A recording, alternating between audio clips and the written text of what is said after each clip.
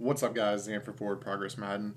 We're going to do another live commentary, live reaction commentary. This is me commentating as I'm playing the game. So if there's any lulls in the commentary, it's probably just because I'm focusing.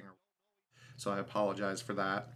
Had a lot of people asking for me to do the wide nine stuff with a budget squad. So rather than doing a budget squad, I'm just going to go ahead and play with the Steelers. They've got a 74 overall defense. That'll be able to show you that it does work. To spin right there. That was supposed to be a double juke back to the inside. Start off. Obviously, we're going to offense that I always run, which is my I form close stuff. New Orleans offense. Defensively, we are in Oakland Raiders books. So for those that are wanting to know, Oakland Raiders now on defense instead of the Patriots. So it looks like he's starting me off with a cover 3 shell.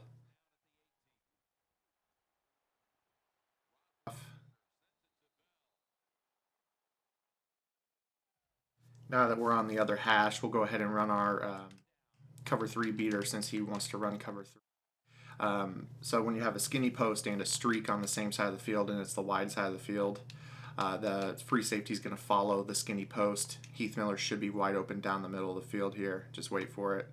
And we got sacked, but you saw how the free safety followed him. We'll get a big play off of this at some game for sure, though. So now he's too high. He saw what we did to him last play. I'm going to go ahead and try. I'm going to assume this is cover 2 man. It could be just regular cover 2 zone. But I'm going to go ahead and motion.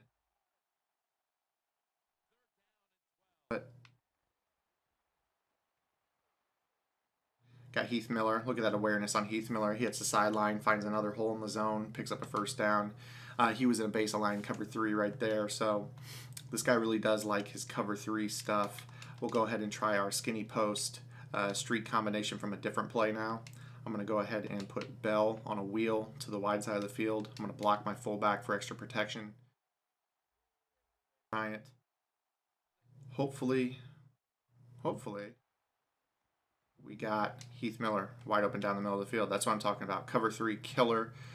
Said we get a big play off it eventually. We did. Touchdown. We're up 7-0 to start the game.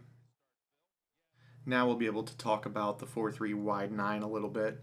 The 4-3 wide 9 defense I started running about 2 weeks ago. I've had pretty good success with it. It's really a reactionary defense. I do a lot of playmakering within the plays, changing zone coverages.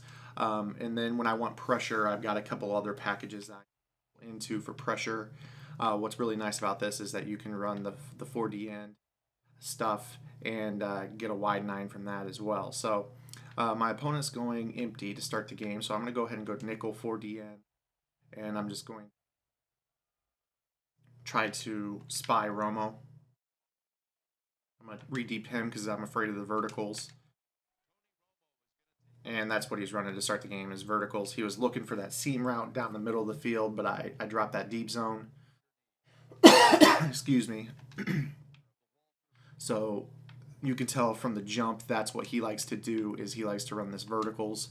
So we can't let him get that verticals against us here.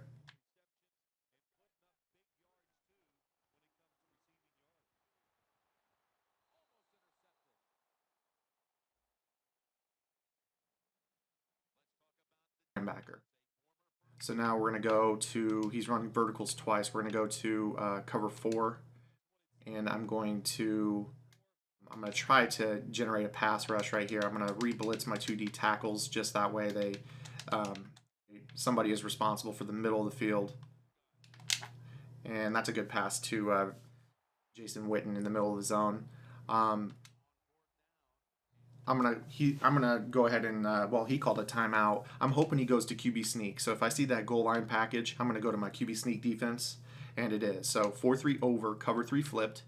You're just gonna base the line, crash the line down, take your free safety, and you're gonna stand in this gap right here. And he did a good job running away from my user, but you saw that I come right through that middle, and if he didn't dive to the right, that would have been a first down. So good job for him to react to that. That's good. That's knowledgeable for sure. I'm going to try to bring James Harrison in free here.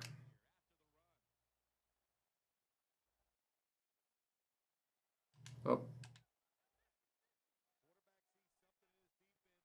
Nope.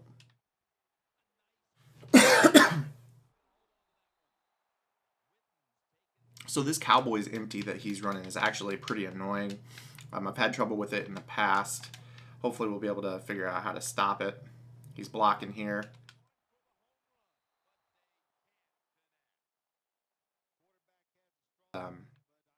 His crutch play, from what I can tell, is he has to have that verticals. If he can't get the verticals, he's in trouble. So hopefully this will be short work. And there's Hayward for the sack. If he wants to keep sending that tight end out on a route, we're going to be able to get pretty good pressure.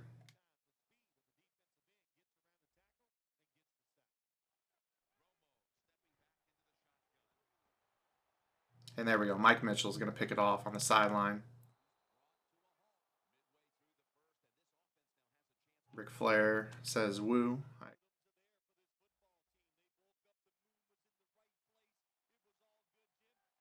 Thanks for that.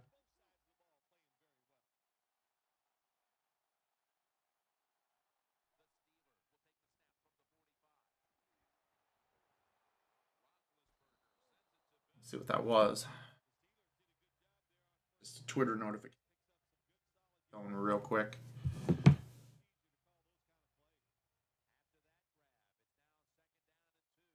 So I'm not sure how long this game will last. I don't feel like this is the type of guy that has a, much of a scheme that's going to be able to give me trouble. But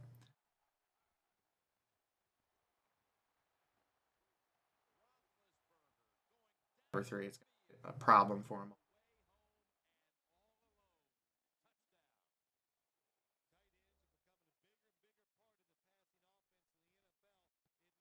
If I see the one high, I'm going to hit that skinny post streak combination. I've got the swing screen. I've got the ability to throw aggressive catches if I really need to, is my last resort. But as you can see, pretty much I've got reads in the offense. I don't throw a whole lot of aggressive catching. I get guys open more often than not. Zone doesn't really give me a whole lot of trouble. People who have a good man coverage defense, if you can stop the run out of quarters 2-man under, that is what gives me the most problem, just because I've got a tight end, a fullback, and only 2 receivers on the field. So I'm kind of giving a scouting report as to what the most trouble. But yeah, I mean that's the big one. So let's go ahead and get this stopped. So there you go. I mean, yeah, he's just going to throw the aggressive catching down the seam. Um, Des Bryant. The way to make sure that Des Bryant is picked up is to this stopped here. I'm going to chase Witten. There we go. Get some pressure right there.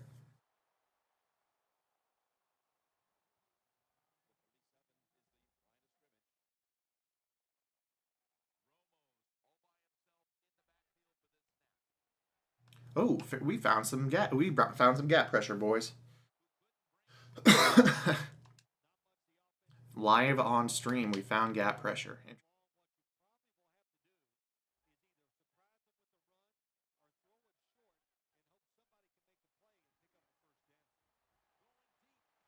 Mike Mitchell with another interception. So we got him shook now. Interesting. That's going to really open up that gap pressure. Is going to be something I'm going to look at. Now we're going to find a different way to attack his cover 3 now that he's definitely worried about that streak combination. So now we're just going to go to our flats, the play action flats. Boom, hit Martavis Bryant. Go ahead and no huddle. And I'm going to hit Antonio Brown on the next play. I guess we got out of bounds. So in the first quarter, we're 6 of 6 for 157. What is it, 2 touchdowns? So now he's in quarters. I wonder if this is your 2-man under right here. So that's my hunch. I'm going to go ahead and just kind of hedge my bet. I'm going to have swing screen left. Antonio Brown on the motion comeback. And I can't get it. But we're able to throw that slant over the middle to Heath Miller, who's having a heck of a day right now. So I was man up 3 deep. I'm going to keep running this I form close until he proves he can stop me. I haven't even really run the ball with Le'Veon Bell yet.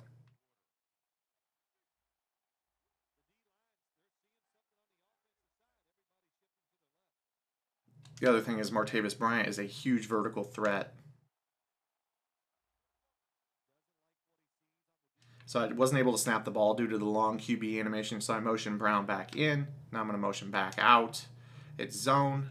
We've got Martavis Bryant with leverage to the DB, and he's got him. And he's going to stay up, too. Huge play.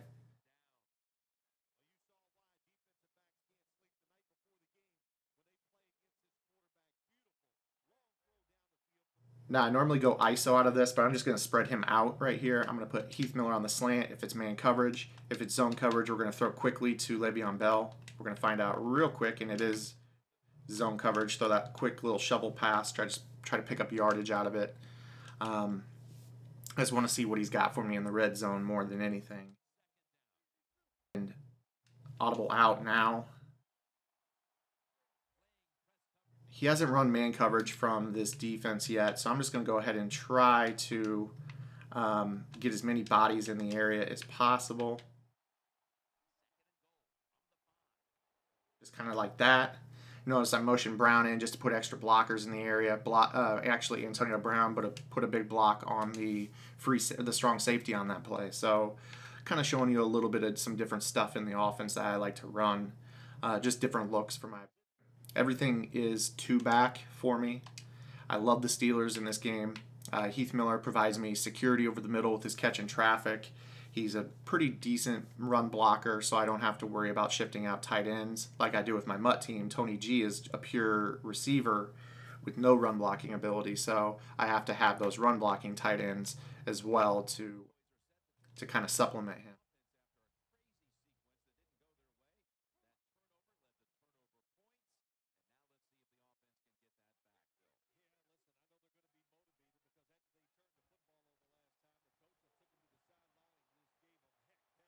Mike Mitchell doesn't care today. He's playing ball.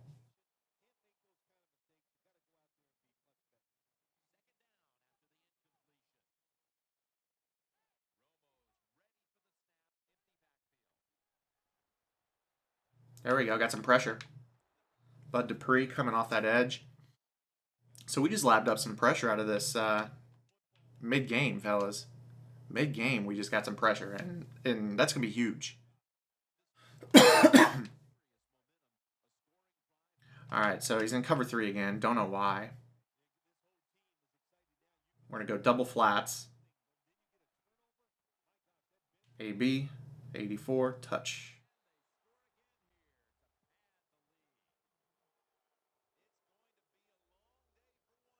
So this guy's, I mean, he's gotten beat up top to Heath Miller, who's not fast, twice to start the game in cover three. And I've been pounding him on the outside. These play action flats that hold the linebackers who are responsible for flat coverage, they have to, they have to respect the play fake to start. I don't know why he's not switching his defense up at all. So, me on the other hand, I don't know why I would do anything other than what I'm currently doing. So I'm just going to stick with this defense the way it is right now. We've got him kind of locked up. But Dupree again.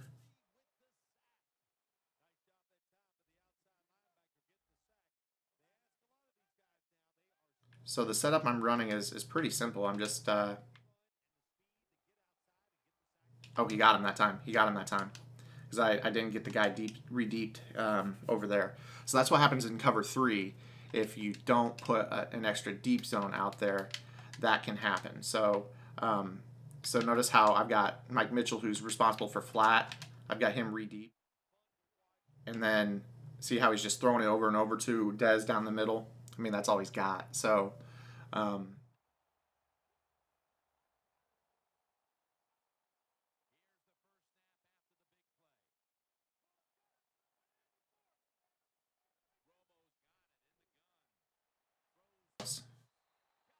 and he threw one anyways. So I mean that's the stuff in Madden that you have to learn to deal with, right?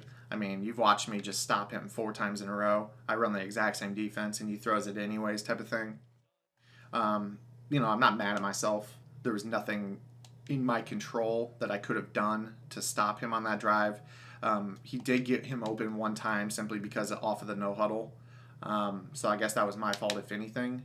But the main thing you take away from that is one of his two big plays on that drive was a dice roll. He threw it up into coverage. The dice roll occurred, and it turned out that the wide receiver was going to catch it.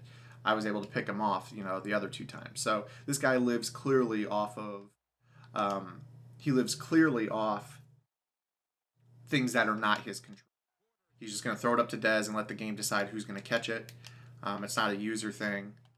So again, he's just going to sit here in this cover three. He's going to learn eventually. I mean, he's got to get out of this. I haven't thrown an incomplete pass yet. That was actually cover four. He's gonna have to put some. He's either gonna have to go to man coverage or he needs to put a flat zone on the outside. In the moment he actually puts the flat zone on the outside, I'm gonna have Martavis Bryant open for a touchdown. It's gonna be a cover two.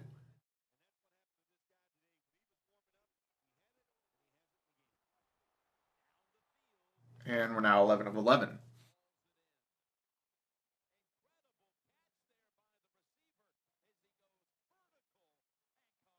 So you got to think that he's in man coverage now. I mean, you would have to. I just killed his first call. He's like, okay, I'm going to try something different. Let's try cover four. So he tried cover four and same thing, killed it. And then he tried, okay, well, we got to respect the flat. I'm going to go cover two, killed it. Now you got to figure he's in man coverage. I mean, that's the thought process that I would have. So let's go ahead and motion Brown out. I'm going to bring him back in because I wasn't able to snap it. Let's motion him back out. Zone coverage again. So, okay. I mean, this guy's just a glutton for punishment, I suppose. Look at that stat line in the first half. 12 of 12, 304, 3 touchdowns.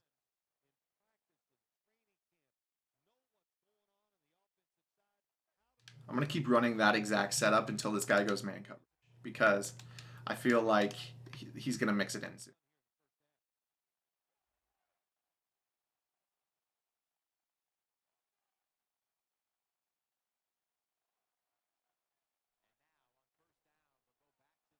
Nope, not at all.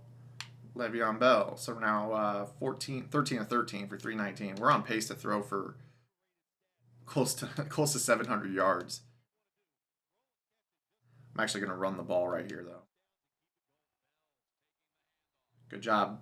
That was a good play right there. Get off his block. And there it was, the man coverage. Let's go ahead and, since he had success right there, I'm going to go ahead and try, at least try to.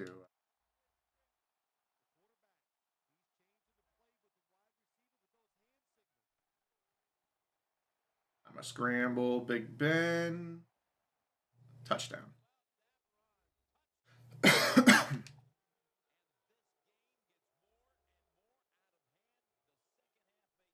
So I'm not able to snap the ball on that motion. I've got kind of a head cold, so sorry for my voice. Um, I keep trying to run the motion out comeback, but um, I think in the head to head you have more time on the play clock. I really think the QB animation on the hot routes are relative to how much time's left on the play clock. So it's causing me to have longer animations and it's not letting me snap the ball. Whereas in Mutt, you have that accelerated clock built in. Let's try something a little bit different here.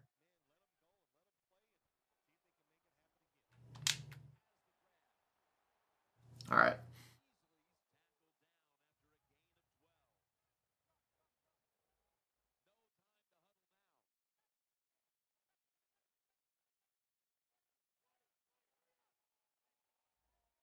I'm gonna put a little bit of a jam on him right here, and I'm gonna go immediately to Bryant.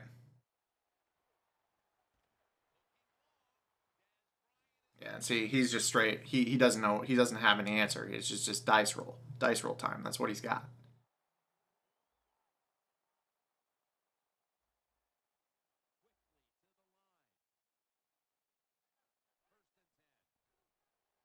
There we go. Brought a little under odd pressure on him right there.